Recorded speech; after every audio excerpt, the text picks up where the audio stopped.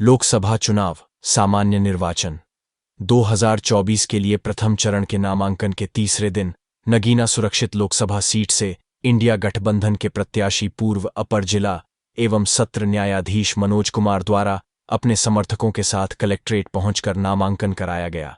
बता दें कि नगीना लोकसभा सीट से आजाद समाज पार्टी के चंद्रशेखर आजाद, बसपा से सुरेंद्र पाल सिंह, भारतीय जनता पार्टी से ओम कुमार और इंडिया गठबंधन के प्रत्याशी मनोज कुमार की चुनाव में जबरदस्त टक्कर होने वाली है।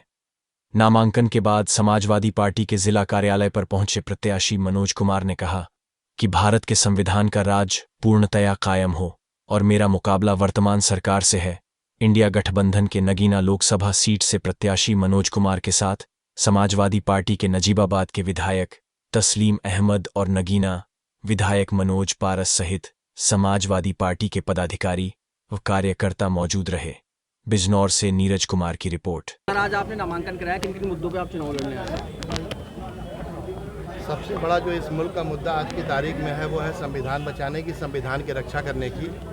क्योंकि एक बहुत बड़ा तबका, एक बहुत बड़ी आबादी की जो पैदाइश होती है आज़ाद भारत में, वो सिर्फ भारत के संविधान से होती है। और यही भारत के प्रत्येक नागरिक की जिम्मेदारी बनती है कि वो भारत के संविधान की रक्षा करे।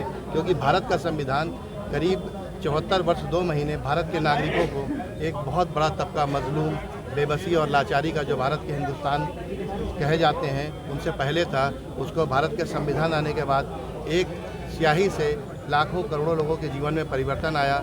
सबसे बड़ी ज़रूरत आज है भारत के संविधान की रक्षा करने की। और मैं आप लोगों के माध्यम से एक बात ये भी कहना चाहता हूँ कि भारत के संविधान है तो लोकतंत्र है, और भारत का संविधान जब खत्म होगा तो भारत का लोकतंत्र खत्म हो जाएगा।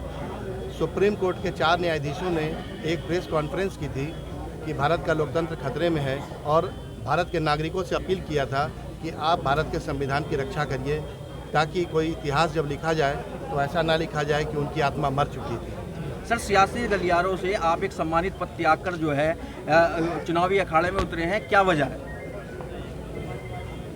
शिक्षा का मतलब मात्र रोजगार नहीं होता, रोजी रोटी नहीं होती, मान सम्मान भी होता है। और जिसका समाज पीड़ित हो, दौरान न्यायिक कार्य मैंने पाया एक बहुत बड़ा तबका, एक बहुत बड़ी आबादी कानून के शिकंजे में फंसी हुई है, और सामाजिक न्याय के जो मूल सिद्धांत हैं उसके विपरीत वर्तमान सरकारें काम कर रही हैं, जिसमें हम लोगों ने चूँकि संविधान का फल चखा है, इसलिए हम लोगों की बड़ी जिम्मेदारी बनती है कि उसकी हम लोग रक्षा करें। इसलिए उनके अधिकारों और हक हकूक़ की बात करने के लिए हम जैसे लोगों को आगे आना होगा। और मैं भारत के प्रत्येक शिक्षित व्यक्ति से ये बात कहना चाहता हूँ जो किसी भी सेवा में, किसी भी स्तर पे है, किसी भी पद पर है, आसीन है, उसकी नैतिक जिम्मेदारी है कि वह भारत के संविधान की रक्षा करे।